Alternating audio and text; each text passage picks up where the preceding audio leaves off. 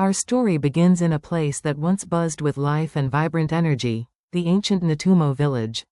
Imagine a community nestled right on the edge of the whispering jungle, a place of towering trees and hidden wonders, where the air hummed with the sounds of nature. N'Tumo wasn't just any village, it was a sanctuary, protected and sustained by a marvel known as the Heartstone.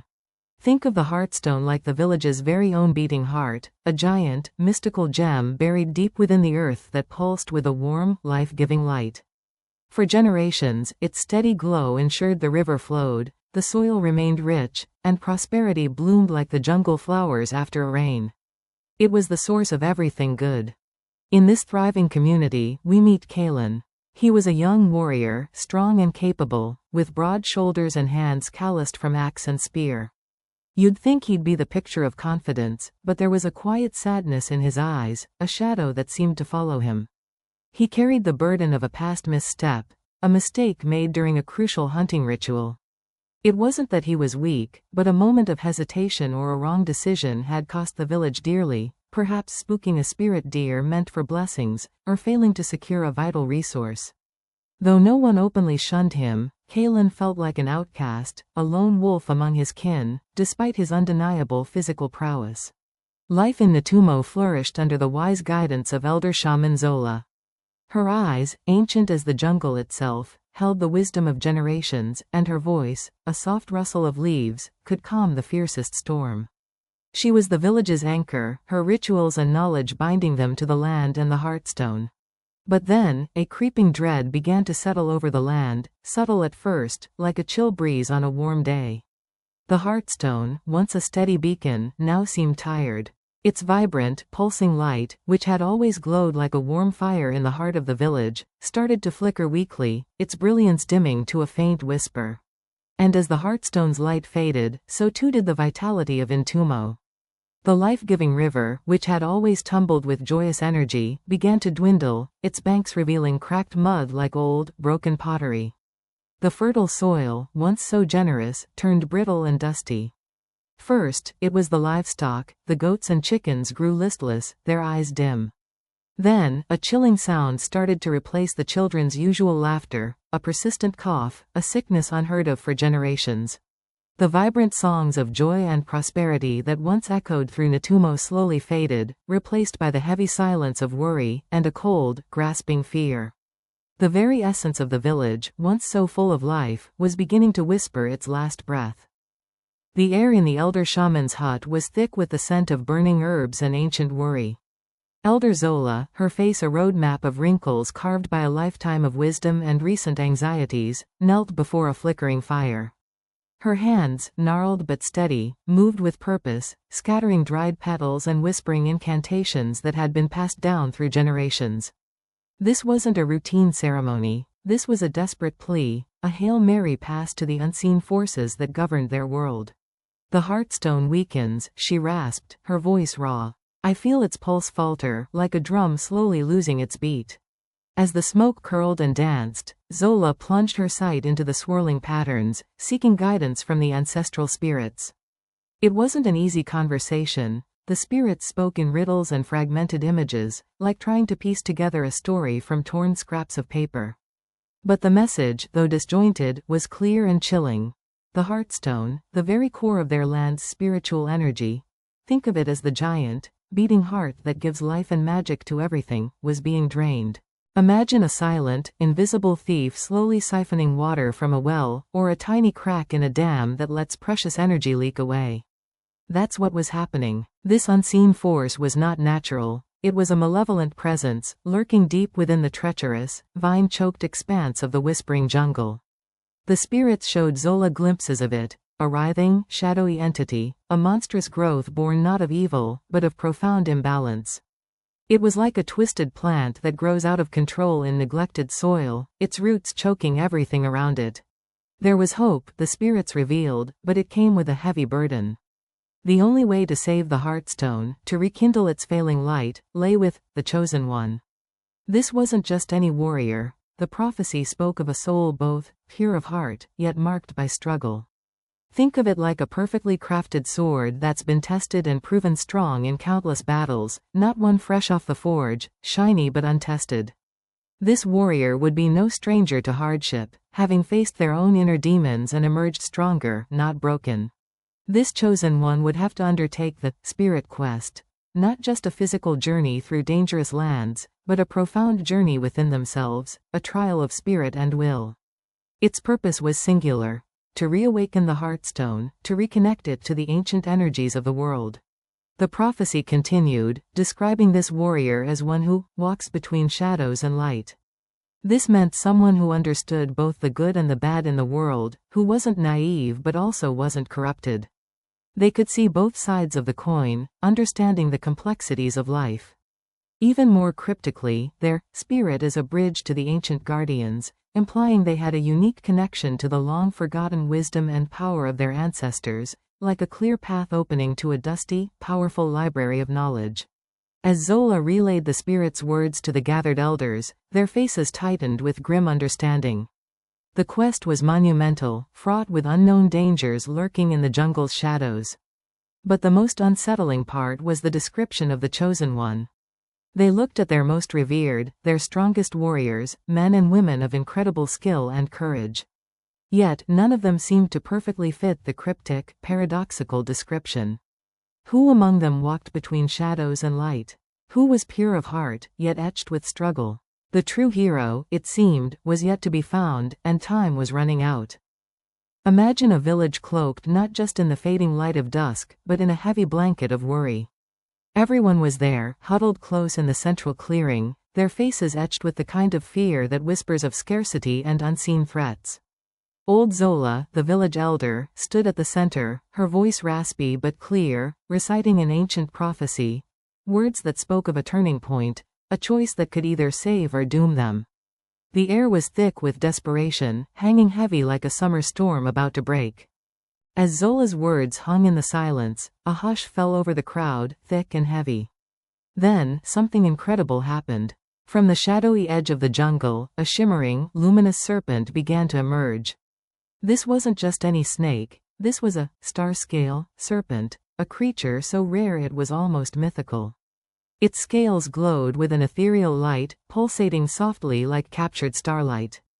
These magnificent beasts were believed to be messengers of profound change, often signaling a sacred shift, a new path for the people. Instead of slithering past, the serpent moved with an almost deliberate grace, its glowing form cutting through the worried murmurs.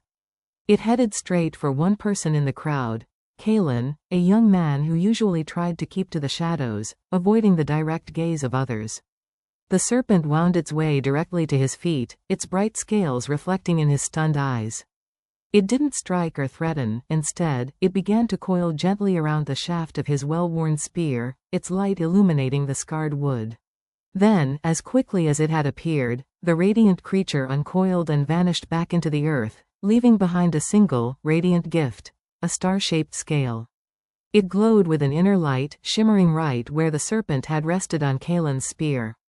Kaelan stood frozen, holding the spear like a sacred artifact, completely bewildered. This glowing, star-shaped scale was more than just a beautiful trinket, it was a potent symbol, especially when combined with Kaelan's own secret struggles. For weeks, he had been plagued by vivid, recurring dreams. He saw himself deep within the jungle's ancient heart, a place of immense power and mystery. He heard whispers, like old memories carried on the wind, calling to him from unseen spirits. These dreams, coupled with the serpent's direct, undeniable message, began to stir a deep disquiet within him. It was like a quiet bell ringing inside his soul, telling him that something significant was unfolding, something he couldn't ignore, no matter how hard he tried. Imagine trying to ignore a persistent, nagging itch. That's how these feelings began to nag at Kaelan. But Kaelan, despite these powerful signs, was wrestling with himself. He didn't feel worthy. His past wasn't spotless, there was a misstep, a mistake he'd made that still shadowed him, like a smudge on a clean slate.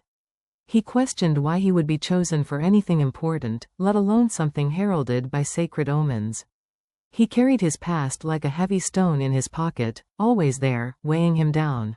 The villagers, initially stunned by the serpent, now turned their gaze to Kaelan, a mix of old memories and new possibilities playing across their faces.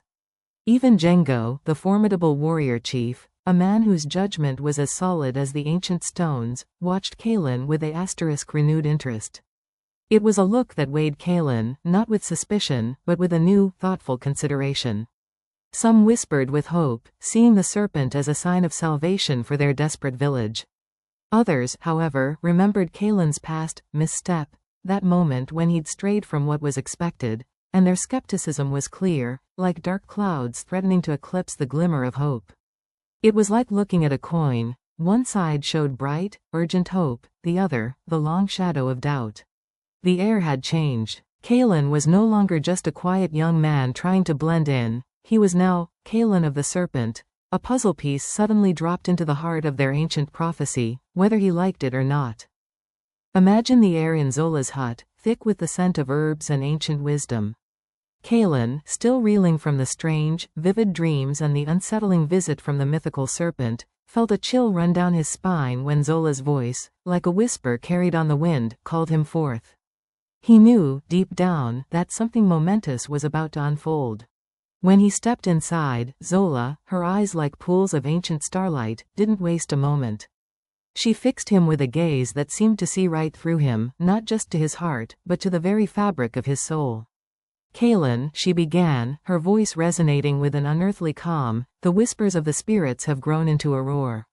The serpent's visit, your dreams, they are not mere coincidences. They are powerful signs, like cosmic arrows pointing directly at you. She then laid bare the full, daunting weight of the prophecy. It wasn't just a tale of old, it was a living, breathing destiny, and Kaelan was at its very heart. You are the one, Kaelan, she declared, her words hanging in the air like a heavy cloak. The chosen vessel, destined to stand against the encroaching darkness. The revelation hit Kaelan like a physical blow. The weight of it was immense, as if the entire world had suddenly been piled onto his shoulders. He felt a sickening lurch in his stomach, a familiar shadow creeping into his mind, self-doubt. How could he be the one? He remembered it all too clearly, that day during the Great Hunt, years ago. He'd been young, eager, but ultimately, he'd failed. An elder, a beloved figure in the village, had been caught by a rogue beast. Kaelan had been there, spear in hand, but his hesitation, his moment of panic, had cost the elder his life. The village had forgiven him, of course, their hearts kind and understanding. But Kaelan hadn't forgiven himself. That failure had branded him, in his own eyes, as unworthy, a label that clung to him like burrs on a hunter's cloak. Seeing the conflict warring in his eyes, Zola reached out, her hand gently touching his arm. Child, she said softly, human judgment can be a harsh master, especially when it comes from within. But the spirits, Kaelan, they see beyond such earthly shadows. They don't just look at the scratches on the surface, they see the pure gold beneath. They see your heart, brave and true, despite its burdens. They recognize an unyielding spirit, one that, even after stumbles, always seeks to stand again. Her words were a balm, but the task she then laid before him made his breath catch in his throat. To restore N'Tumo, to mend the very essence of our land, you must embark on the spirit quest.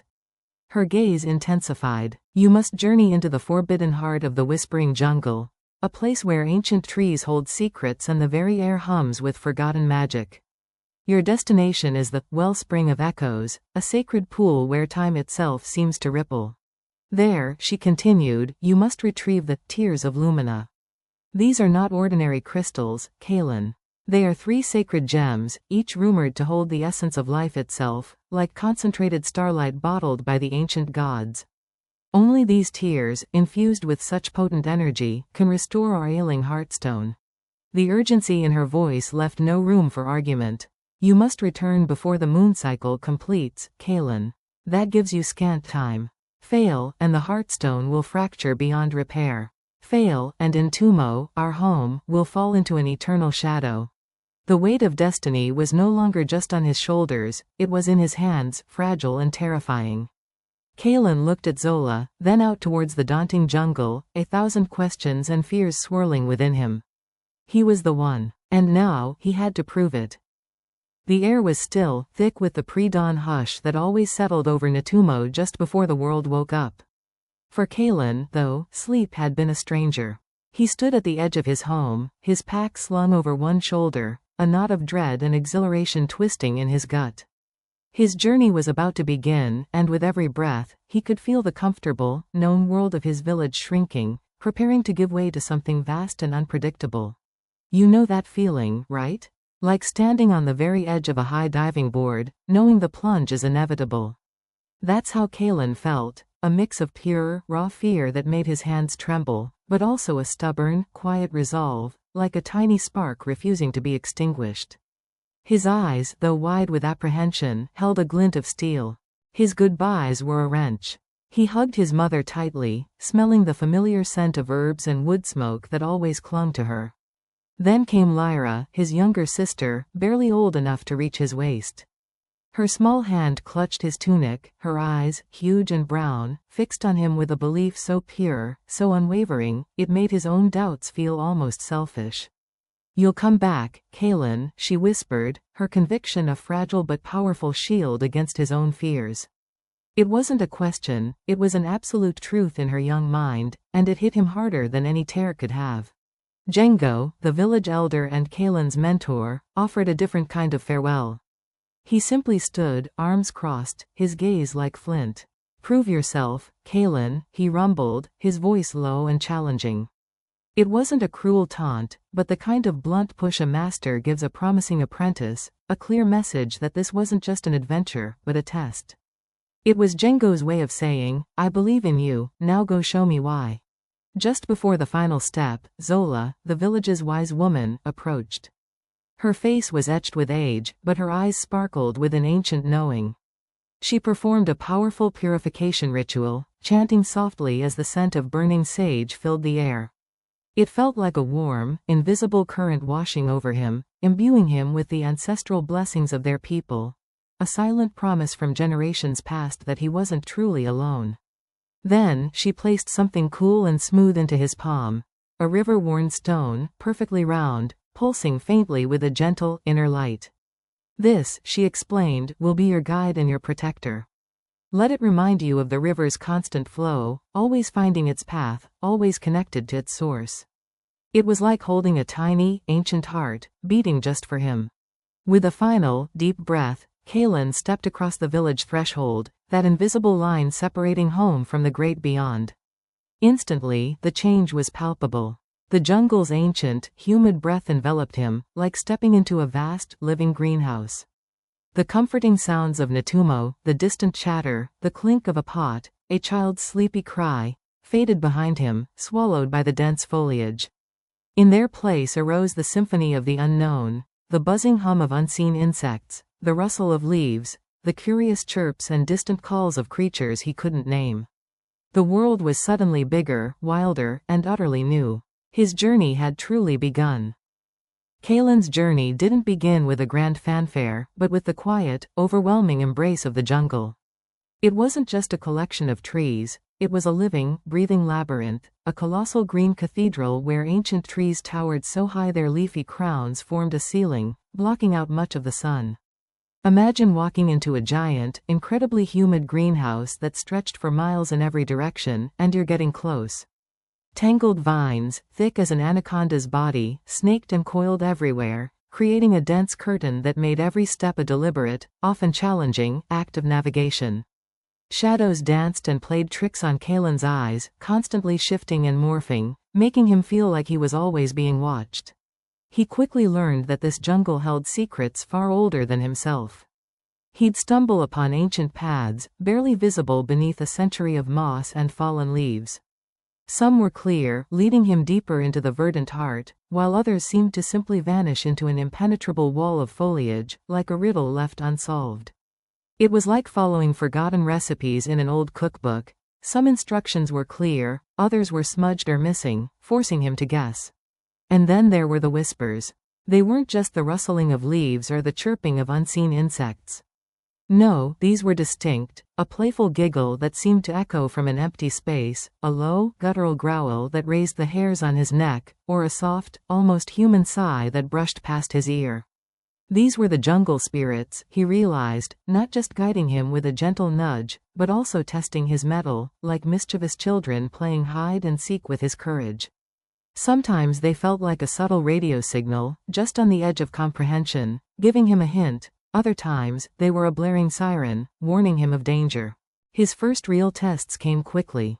He found himself at the edge of treacherous ravines, jagged cracks in the earth that looked like a giant had taken a bite out of the landscape. They plunged into inky darkness, their bottoms hidden by swirling mist. Crossing them felt like tiptoeing across a tightrope, with only precarious roots and slippery stones for handholds. Every muscle ached with the effort, and a cold sweat slicked his skin as he faced the dizzying drops. Then there were the ancient markings, etched into smooth rock faces or carved into the bark of massive trees. They were cryptic, swirling symbols and strange, stylized creatures that seemed to watch him with silent judgment. Deciphering them was like trying to read a forgotten language, forcing him to puzzle out their meaning, a mental trial that stretched his patience and intuition. Was it a warning? A map? A forgotten story? Each one felt like a complicated riddle from an ancient sage. But the most challenging trial arrived in the form of hallucinatory mists. They weren't just ordinary fog, these were thick, shimmering veils that clung to the jungle floor, distorting reality. As Kaelan pushed through them, the mists began to play on his deepest fears and doubts, twisting the shadows into familiar faces, echoing old accusations, and making him relive moments he desperately wished he could forget. It was like a particularly nasty fever dream, where the air itself conjured up his deepest shame. That one moment of failure, that sharp pang of regret, a decision he'd made or not made that still haunted him. The mists forced him to confront the raw, ugly truth of his past, making his stomach clench with a familiar, unwelcome shame. It felt like standing in front of a funhouse mirror for his soul, reflecting only his flaws. Yet, through it all, the amulet Zola had given him remained a constant. Whenever confusion clouded his mind, or the hallucinatory mists threatened to break his resolve, it would pulse with a gentle, reassuring warmth against his chest. It was like a tiny, steady heartbeat, a quiet anchor in the storm of his thoughts. He learned to trust its subtle pull, a constant, comforting reminder of Zola's soft-spoken words. Listen to what calls to you, Kaelan. Your true path will always warm your hand. And with each beat, each surge of warmth, Kaelan found a clearer step forward, knowing he wasn't truly alone. Kaelan pushed deeper into the jungle, the air growing thick and humid, heavy with the scent of damp earth and unseen blossoms. Each step felt like wading through a dream, the sunlight filtering through the dense canopy in shifting, dappled patterns. He could almost feel the ancient pulse of the land beneath his feet, a wild, untamed heart beating slowly. Then, the trees gave way. He stumbled into a clearing, a gasp catching in his throat. Dominating the space was an enormous, ancient baobab tree, a true titan of the jungle. Its trunk was wider than a small hut, its bark gnarled and textured like a weathered face, and its branches, thick as the mightiest oaks, reached out to the sky like the gnarled, knowing hands of a sleeping giant. It radiated an energy that was both profoundly peaceful and undeniably powerful. This, Kaelan instinctively knew, was the dwelling of the Weaver of Visions. As he approached, a shimmer in the air solidified. There, clinging to the ancient trunk, was the spirit itself. It wasn't a spider in the creepy-crawly sense, but something far more ethereal and grand. Imagine a shimmering tapestry woven from moonlight and mist, with 8 long, graceful limbs that moved with the slow, deliberate grace of a dancer. Its eyes, hundreds of tiny, multifaceted points of light, seemed to hold all the wisdom of the ages. It was ancient, wise, and undeniably enigmatic, a sentinel guarding the very path to the wellspring. You seek the wellspring, young hunter? A voice whispered, not from a mouth, but from everywhere at once, like the rustling of leaves and the murmur of a distant stream. It was gentle, yet carried the weight of timeless authority. To pass, you must first weave the threads of your own story. Kaelan felt a chill that had nothing to do with the jungle's humidity. He knew what was coming. The weaver spun a delicate, shimmering strand of light, which slowly encircled him, not binding him, but drawing him in. Confront your deepest fear, the weaver's voice resonated, the memory that haunts you like a restless ghost. Suddenly, the world around him blurred, then sharpened. He wasn't in the clearing anymore. He was back in the familiar, chill air of the high plains, the dry grass crunching under his feet.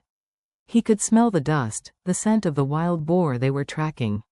He saw the elder, his mentor, his asterisk friend, just ahead, his stride sure and strong. The boar burst from the thicket, a whirlwind of tusks and fury. Kaelan raised his spear, but hesitated, just a heartbeat, just a breath, as he saw the elder stumble. And then, the elder fell. The illusion was so vivid, so real, that Kaelan felt the gut-wrenching lurch of dread as if it were happening all over again. He relived the sickening crunch, the elder's cry, his own frantic scramble to help. The guilt, sharp and searing, pierced him anew. If only I had been faster. If only I hadn't hesitated. It wasn't just a memory, it was an experience. The weaver had trapped him in a perfect recreation, forcing him to experience the raw, unvarnished agony of that moment, the crushing weight of regret, as if for the very first time. His strength was tested, not by battle, but by emotional endurance. He tried to push the vision away, to close his eyes, to scream, but it clung to him like a second skin. Each wave of, "what if," crashed over him, threatening to drown him in sorrow.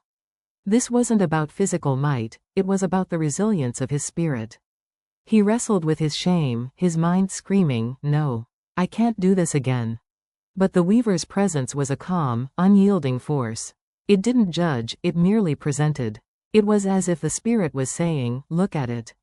Really look at it. Don't run this time." Slowly, agonizingly, something shifted within Kaelan. He couldn't fight the past.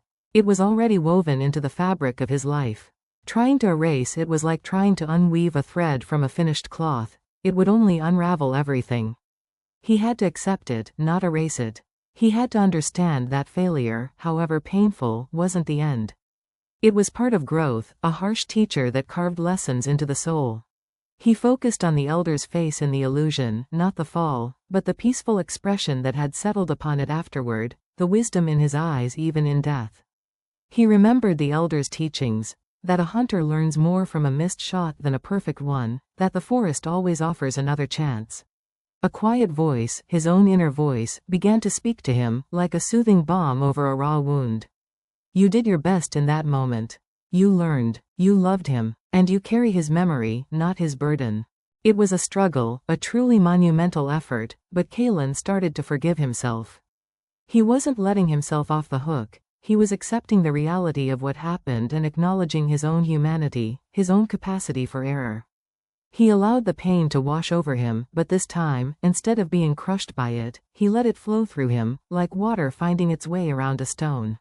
As he truly accepted this, as he felt a quiet peace settle in his heart, the illusion began to waver. The plains shimmered, the roar of the boar faded, the elder's image softened, then dissolved like mist in the morning sun. He was back in the clearing, standing before the majestic baobab. The weaver of visions, its multifaceted eyes glinting with what looked like satisfaction, gave a silent nod. From the base of the colossal tree, a section of ancient bark slowly peeled back, revealing a hidden path, bathed in a soft, inviting light. The way to the wellspring was now open. Kaelan had confronted his past, woven its threads into the tapestry of his future, and found strength not in forgetting, but in acceptance. Okay, imagine you've been on a long, winding journey, following clues and ancient trails. You're tired, but your spirit is alight with purpose. That's Kaelan as he finally, after what feels like an eternity, steps out of the dense jungle canopy and into a place that steals his breath away. This wasn't just a clearing, it was a revelation. He'd followed the weaver's faint, almost invisible path, and it had led him to the guardians of the Whispering Falls. The name didn't even begin to do it justice. Before him, a shimmering waterfall didn't just fall, it cascaded like liquid moonlight down ancient, moss-kissed rocks, spilling into a vast, crystal-clear pool below. The water was so pure, you could see every smooth stone and darting fish on its bed. The air itself felt alive, thick with the scent of damp earth, blooming jungle flowers, and something else, something ancient and powerful. It was the kind of beauty that made you want to kneel, just to acknowledge its majesty. But Kaelan's awe was quickly met with a chill that had nothing to do with the cool mist from the falls. As he took a step forward, the very air around the pool seemed to ripple, coalesce, and then poof, they were there. A pride of lions, not of flesh and blood, but of swirling mist and starlight. These were the spectral guardians, their forms semi-transparent, their eyes glowing with an inner light that felt older than the jungle itself. Their roars weren't just sound, they vibrated through Kaelan's bones, echoing the collective memory of the land, a symphony of warnings, triumphs, and the deep, abiding wisdom of ages past. It was like hearing the entire jungle speak at once, its message clear: halt. Kaelan instinctively reached for the hilt of his blade, a warrior's natural response to a perceived threat. But then he paused. These weren't beasts he could fight. You couldn't strike mist with a sword, nor could you reason with an echo. It was like trying to argue with a mountain or punch the wind, utterly pointless. He understood then, with a profound clarity, that these spectral lions were not just guards. They were manifestations of the jungle's raw power, its ancient wisdom, its very soul. They were tests, not obstacles to be overcome by force. He slowly, respectfully, let his hand fall from his weapon. He knew what he had to do. He had to prove his worthiness, not through aggression, but through respect and understanding. He closed his eyes for a moment, letting the wisdom of his ancestors wash over him. He offered a silent prayer, not of fear, but of earnest intention. He recounted his pure purpose, to find the Heartstone, not for selfish gain, but to heal the land and restore balance. Then, remembering a precious gift, he reached for the small, hand-carved flute Zola had given him. It was simple, made of dark, polished wood, but imbued with her spirit and the music of the jungle. Taking a deep breath, Kaelan brought the flute to his lips. He didn't play a battle tune or a triumphant march. Instead, a haunting, melancholic melody drifted from the flute, a sound that resonated with the jungle's harmony, mimicking the rustle of leaves, the drip of water, the distant calls of unseen birds. It was a song of kinship, of reverence, of a shared breath with the living world. The spectral lions, which had been circling him with a silent, watchful intensity, seemed to react to the music. Their luminous forms flickered softly, their roars subsiding into a deep, vibrating hum. It was as if the melody spoke directly to the ancient wisdom they embodied. They sensed his sincerity, his profound connection to the land, his pure intentions. Slowly, with an ethereal grace, their forms began to part, melting into the shimmering mist of the falls itself, creating a clear, silent path directly to the outer sanctum of the Heartstone. Kaelan took a grateful breath, a silent promise on his lips, and stepped forward, his heart both humbled and resolute. The guardians had accepted him. As Kaelan pushed deeper into the hidden cavern, the very air began to change. It grew heavy, like thick, wet blankets pressing down on him, and a cold that wasn't just physical seeped into his bones. Every shadow seemed to stretch and writhe, and a sense of profound wrongness settled in his gut. This wasn't just a dark place, it was a sick one, throbbing with a malevolent presence so strong it felt like a physical weight on his chest. He knew, with a chilling certainty, that he was nearing the source of N'Tumo's suffering, the invisible poison that had been choking the life out of his village and the jungle itself. This was the domain of the Shadow Blighter. Kaelan had pictured a monstrous beast, a hulking nightmare of teeth and claws. But what he found was far more insidious, far more terrifying. As he finally stepped into a vast, echoing chamber, the oppressive presence solidified. Before him, coalescing from the swirling gloom, wasn't a beast at all. It was a towering, distorted figure, vaguely humanoid, but made of shifting, inky shadows. It pulsed with dark energy, its form constantly rippling like smoke in a breeze, but with a terrifying intelligence in its unseen eyes. This wasn't some primal evil from the earth, this was something far worse, a profound betrayal. The Shadow Blighter, Kaelan realized with a jolt that went through him like lightning, was a twisted, shadowy manifestation of a once respected shaman. Imagine a wise old tree, its roots deep and strong, suddenly gnarled and blackened, its leaves brittle and dead. That's what this shaman had become, a being corrupted not by some external force, but by his own ambition. He had developed a burning thirst for power, a desperate desire to control the Heartstone's immense energy for himself. He genuinely believed he could wield it better, that the collective wisdom and shared power of the tribes was inefficient. He saw himself as the only one capable of truly mastering its force. And as Kaelan stared at the Blighter's arrogant, self-serving power, he saw a twisted, dark reflection of his own deepest self-doubt, the fear that he wasn't good enough, that he couldn't measure up. The blighter's ego, monstrous and overwhelming, was what Kaelan sometimes feared his own hidden insecurities could one day become if left unchecked. The blighter had been subtly, slowly, siphoning the Heartstone's life-giving energy, like a colossal, invisible leech draining the life from the land. This was why the drought had withered the crops, why sickness had plagued the villages, why the jungle itself was dying. He wasn't just causing chaos, he was carefully rebuilding his own dark power, intending to use it to conquer all the tribes, to become the unchallenged ruler of the entire region. This wasn't just going to be a physical fight against shadowy claws and dark magic. This was a spiritual confrontation too, a battle against the insidious whisper of power, the temptation to believe that perhaps he too could wield power better alone, faster, more efficiently. It was a test of Kaelan's very soul.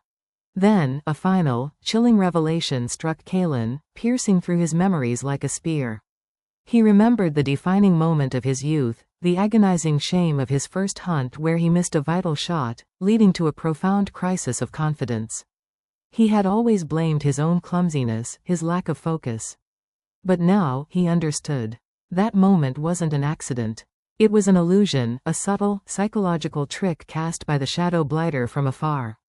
The blighter had been playing a long game, planting a seed of doubt and weakness in Kaelan's spirit, subtly weakening him to ensure he never became the chosen one, the warrior destined to stand against him. The betrayal was deeper, more personal, and far more terrifying than Kaelan could have ever imagined. The air crackled with a chilling, unseen energy as Kaelan faced the shadow blighter. This wasn't a foe he could simply hack and slash at.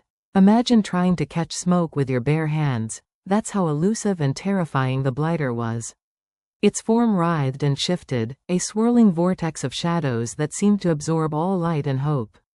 Kaelan's muscles screamed with effort, his spear whistling through the air, but each strike felt like hitting nothing but cold, empty space. His physical prowess, honed through countless battles, was proving useless against an entity that was pure, malevolent spirit. But then, a warmth spread across his chest. The ancient amulet, given to him by Zola, pulsed with a fierce, unwavering light. It wasn't just a shield against the darkness, it was a beacon, cutting through the spiritual static and offering a faint glimmer of understanding. It was like a compass, not pointing north, but pointing inward. In that intense moment, Kaelan felt a shift.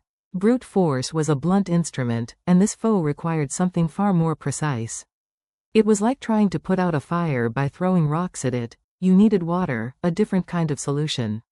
He remembered Zola's quiet teachings about inner strength, the weaver's gentle whispers about the threads that connect all things, and the Stoic guardian's lessons on balance and purity of spirit. The blighter wasn't just dark, it was a void, a lack of something essential. And that something was what Kaelan needed to find within himself. He closed his eyes for a split second, taking a breath that felt like it drew in the very essence of the ancient forest around him. He wasn't just Kaelan anymore, he was a culmination of generations.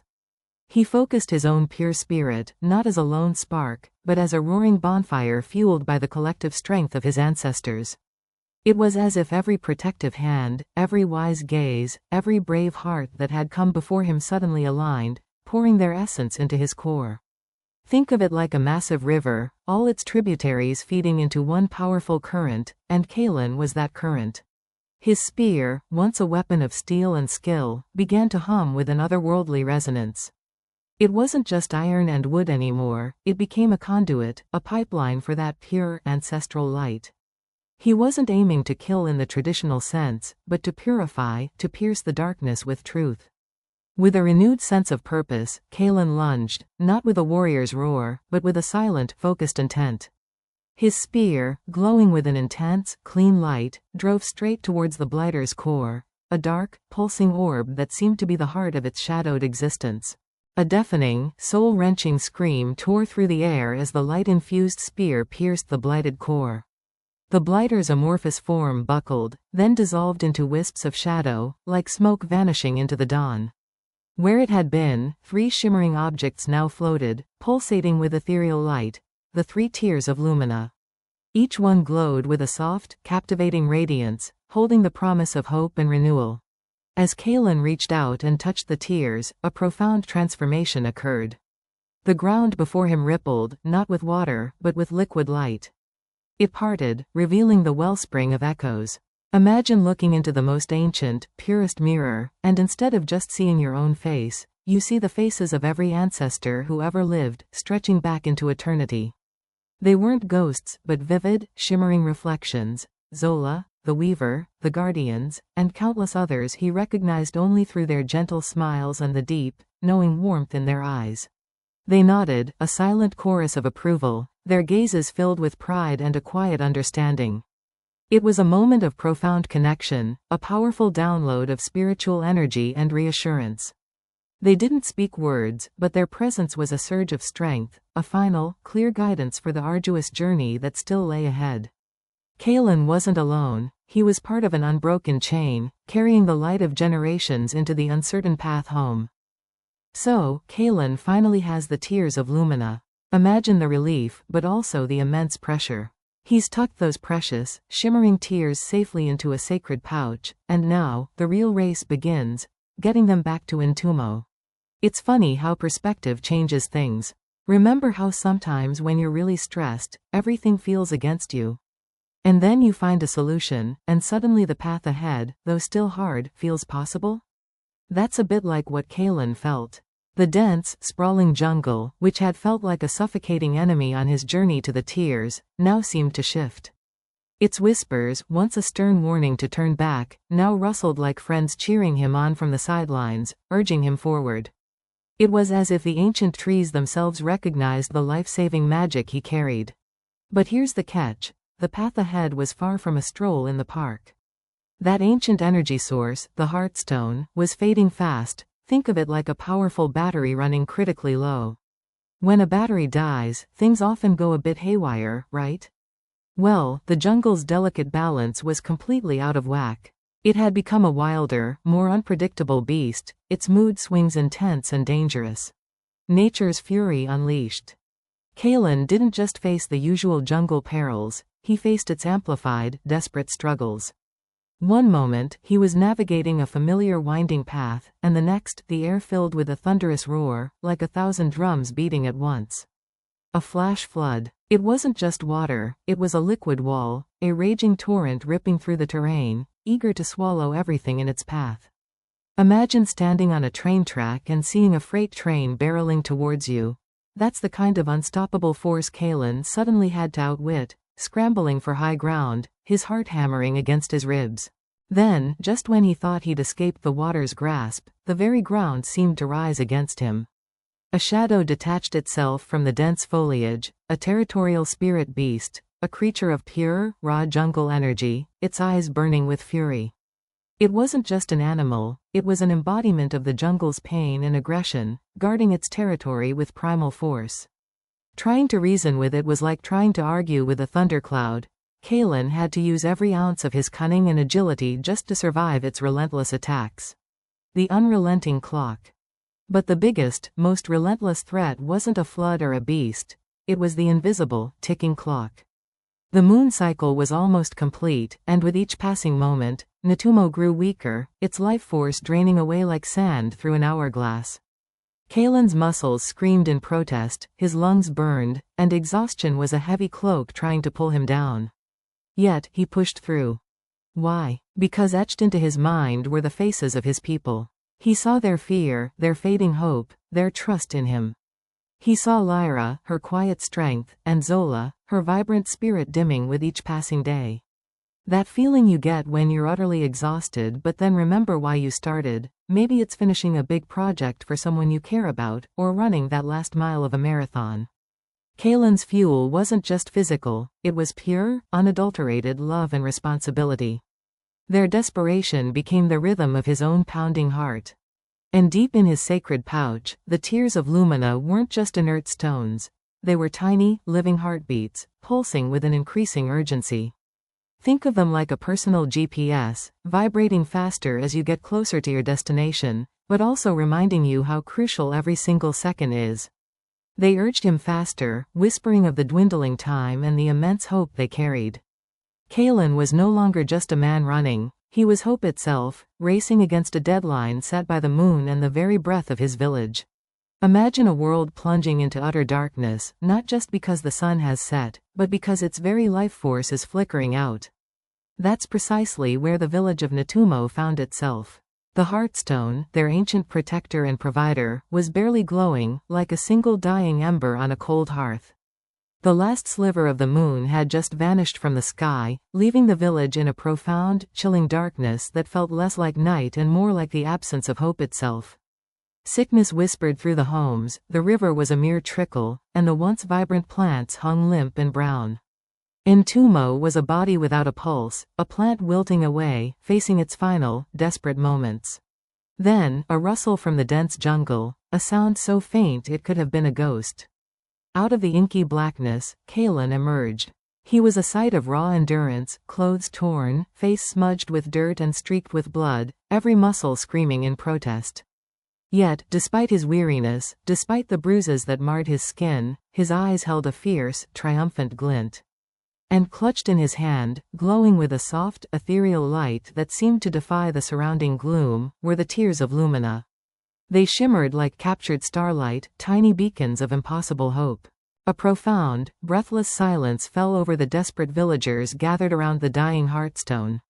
No one coughed, no one whispered. Every eye, wide with a mixture of terror and desperate longing, was fixed on Kaelan and the miraculous glowing treasures he held. Their very future hung in that moment, fragile as a spider's silk. Zola, an elder whose wisdom was as deep as the jungle itself, stepped forward. Her hands, usually steady from years of tending to the village, trembled as she gently took the Tears of Lumina from Kaelan. Every move was deliberate, almost a prayer.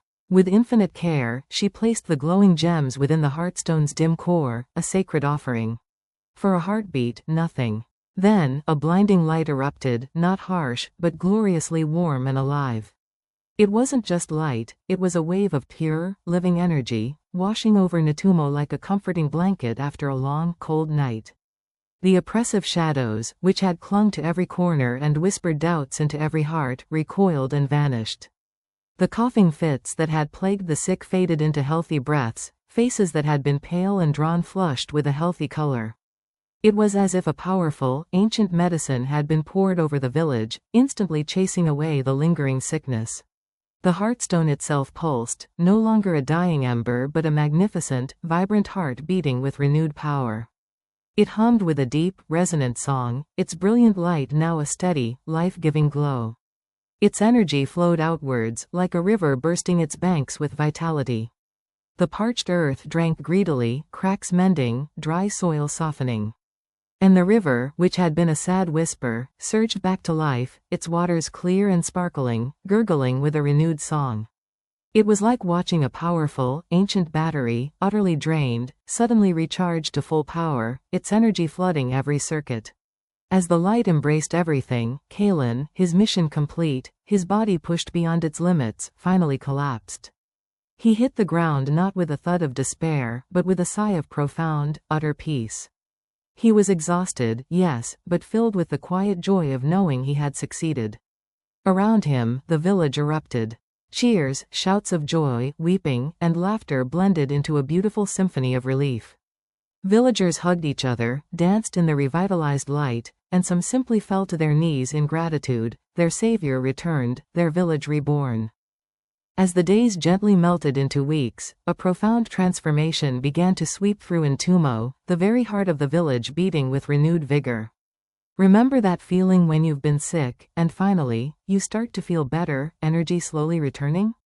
That's what N'Tumo was like. The wounds left by the recent troubles began to mend, not just physically but spiritually. The Heartstone, once flickering with a fragile light, now pulsed with a vibrant, unwavering glow. Imagine it like a giant, magical lantern, casting a warm, life-giving light over everything. The jungle around them seemed to sigh in relief, growing lusher, more alive, as if echoing the Heartstone's restored strength. And then there was Kaelan. The boy who had once walked with his head down, an outcast burdened by unspoken sorrows, was gone. In his place stood, the chosen warrior, a name whispered with reverence, then sung with joyous praise throughout the village. It wasn't just a title, it was a feeling, an atmosphere. Everywhere he went, eyes followed him, not with suspicion, but with admiration and profound gratitude. He carried himself differently now, his shoulders broader, his gaze steady and clear. That quiet melancholy that used to cling to him like a shadow had dissolved, replaced by a serene strength, a calm, deep confidence, like a quiet stream that has found its steady, powerful flow. He had found self-acceptance, not by seeking external approval, but by embracing the truth of who he was, flaws and all, and seeing the strength those very experiences had given him. Kaelan fully embraced his new role, not as a chief who gives orders, but as something far more vital, a living bridge. Imagine a sturdy, beautiful bridge connecting two distant lands. That's what Kaelan became, a connection between his people and the mysterious, powerful jungle spirits. He spoke their language, understood their whispers, and interpreted the ancient wisdom gained from his harrowing quest. He guided his people with a quiet authority, sharing insights that helped them live in harmony with the wild world around them. He'd often gather the children, not in a stuffy classroom, but under the dappled light of ancient trees.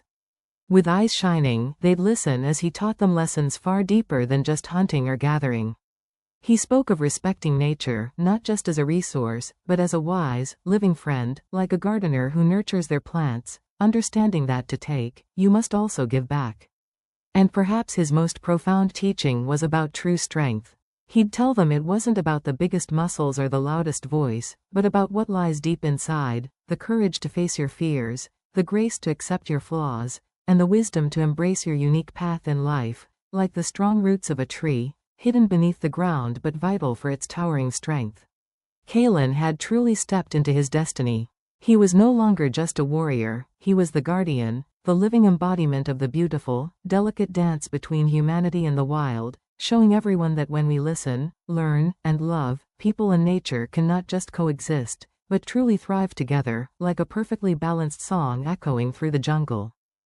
Years melted into decades, and Kaelan's incredible journey wasn't just a memory, it transformed into something far grander, something timeless. Like a mighty river carving its path through the land, his tale flowed through N'Tumo's oral tradition. It was whispered around crackling fires, sung during harvest festivals, and painted onto ceremonial cloths. His courage, his doubt, and ultimately, his triumph, became threads woven into the very fabric of their identity, a constant echo in the heart of the jungle. The moral lesson of Kaelan's story wasn't complicated, but it was profound, echoing through every generation like the deep rumble of distant thunder. It taught them that true courage, you see, isn't about being fearless. It's not about never feeling that knot in your stomach or that shaky breath when facing something scary.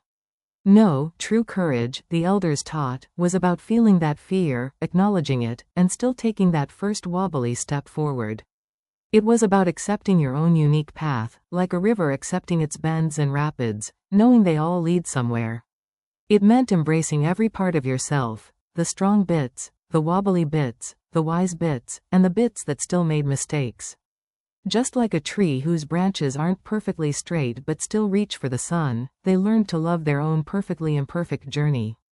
This deep strength, they discovered, blossomed from a wellspring of self-forgiveness. It was like clearing away the dense fog of past mistakes, allowing the sunshine of new understanding to break through. And just as vital was their unwavering connection to the natural world and the guiding presence of their ancestral spirits. It was like rooting themselves deeply into the earth, drawing sustenance and wisdom from the jungle itself, and feeling the protective embrace of those who came before them, whispering guidance on the wind. And at the very heart of it all, literally and figuratively, was the Heartstone. Its vibrant, steady pulse wasn't just a beautiful light, it was the heartbeat of N'Tumo. It remained a living reminder, glowing softly in the central clearing, that the health and happiness of their bustling community were inextricably linked to the harmony they maintained with the vast, breathing jungle around them. Just as a body needs a healthy heart, N'Tumo needed a healthy jungle, and both needed gentle care and respect.